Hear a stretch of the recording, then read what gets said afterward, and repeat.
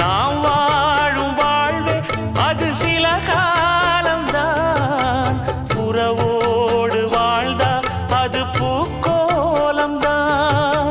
கெட்டாலும் பட்டாலும் உன் பேரந்தான்.